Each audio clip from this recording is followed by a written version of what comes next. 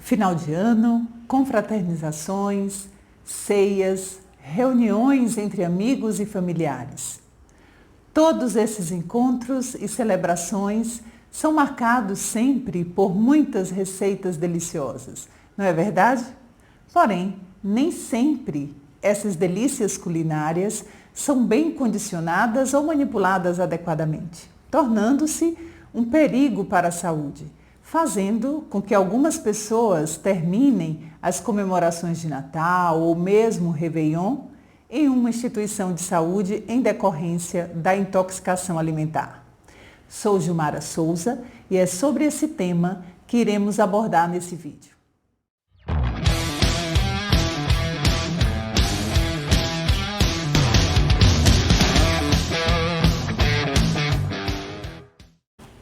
A intoxicação alimentar é um problema de saúde causada pela ingestão de bebidas ou alimentos contaminados por parasitas, vírus e, na maioria das vezes, por bactérias ou por suas toxinas. Entre as bactérias associadas à intoxicação alimentar, temos a salmonela. A salmonela, que é a bactéria considerada como a maior responsável por quadros de intoxicação alimentar, causando a salmonelose. É transmitida pela ingestão de alimentos crus ou mal cozidos contaminados.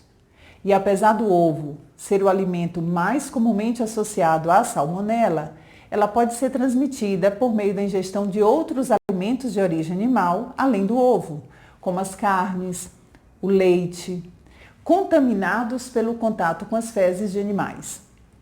Obviamente, de animais infectados. Alimentos de origem vegetal, como frutas, verduras, legumes, podem também apresentar salmonela em decorrência do que chamamos de contaminação cruzada, que é aquela em que as bactérias são passadas de um alimento para o outro por meio de instrumentos, utensílios ou pela própria pessoa infectada que manipula os alimentos sem uma devida proteção, e cuidados higiênicos adequados. Uma outra bactéria responsável por promover a intoxicação alimentar é a Escherichia coli, ou E. coli. A E. coli, se dá a transmissão, a intoxicação pela E. coli se dá pela ingestão de alimentos contaminados com resíduos fecais contendo a bactéria, como a carne bovina, água não filtrada. A contaminação dos alimentos pela E. coli pode ocorrer também quando não há uma higiene adequada. Por isso, que uma medida de prevenção eficaz é lavar bem as mãos após ir ao banheiro e antes de tocar nos alimentos. Temos também o Staphylococcus aureus, que é uma bactéria que faz parte da flora residente no corpo humano, onde ela permanece sem causar doenças. A intoxicação alimentar por Staphylococcus não resulta da ingestão de bactérias, mas sim das toxinas produzidas pelas bactérias já presentes no alimento contaminado no momento do seu preparo ou manuseio por manipuladores com infecções cutâneas. A contaminação também se dá por alimentos mal cozidos ou armazenados em temperatura ambiente. Os alimentos normalmente contaminados incluem leite, carnes processadas, como o presunto, por exemplo, creme de ovos, maionese, frangos, atum, massa folhada recheada, entre inúmeros outros. A Clostridium botulinum também é uma bactéria que causa infecção alimentar, intoxicação alimentar, o botulismo. O botulismo alimentar é um tipo grave de intoxicação que ocorre por ingestão de toxinas em alimentos contaminados e que foram produzidos ou conservados de maneira inadequada. Os alimentos mais sujeitos à contaminação são os que sofrem tratamentos térmicos para conservação, principalmente de forma artesanal, raramente em alimentos enlatados, industrializados. E como reconhecer um quadro de intoxicação alimentar? Os sintomas provenientes da intoxicação alimentar dependem da bactéria que provocou.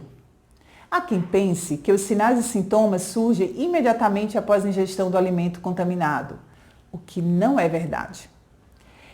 Estes sinais e sintomas, eles podem surgir em um período entre 6 a 72 horas. Por isso, é importante ficar atento ao que for ingerir nessas festas de final de ano. Geralmente, quando o intestino é infectado pela salmonela, os sintomas surgem entre 12 a 14 horas. Pela Escherichia coli, os sintomas aparecem entre 6 e 36 horas. Pelo Staphylococcus aureus, entre 2 e 8 horas. E o Clostridium botulinum leva ao início dos sintomas entre 8 a 20 horas.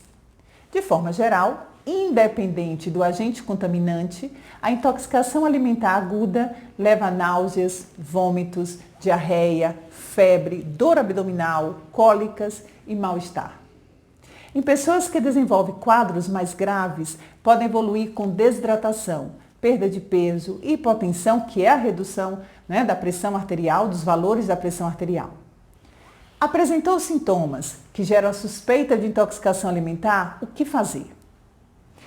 É importante permanecer em repouso e ingerir muito líquido para evitar a desidratação e as repercussões provenientes dela.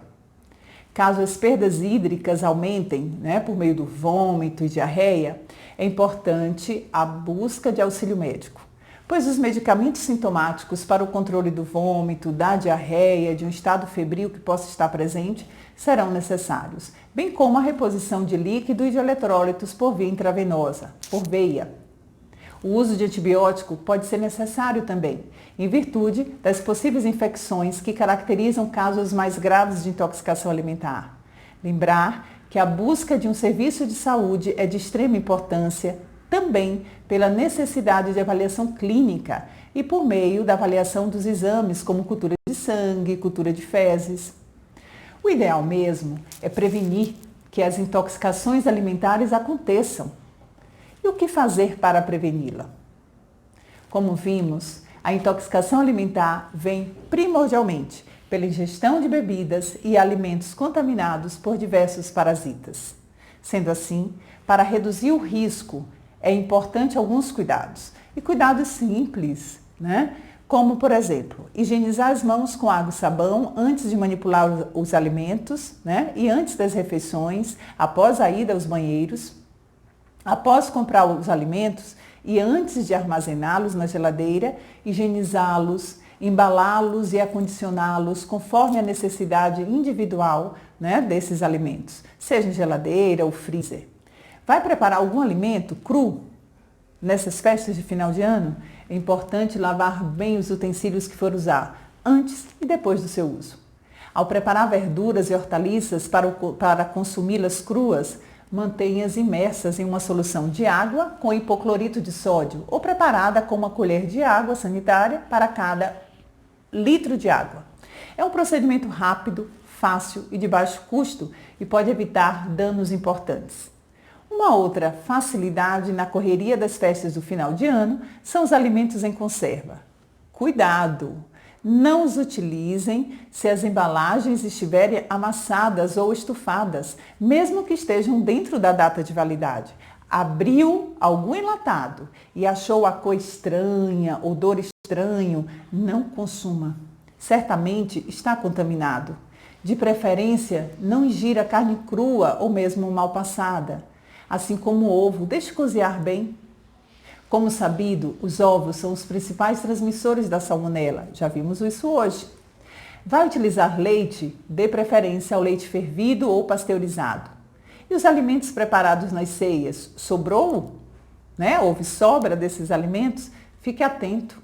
Estes podem permanecer até no máximo 2 horas fora da geladeira. Assim como as sobras de comida, às vezes as pessoas deixam sobre o fogão, dentro de fornos, desligados, alimentos.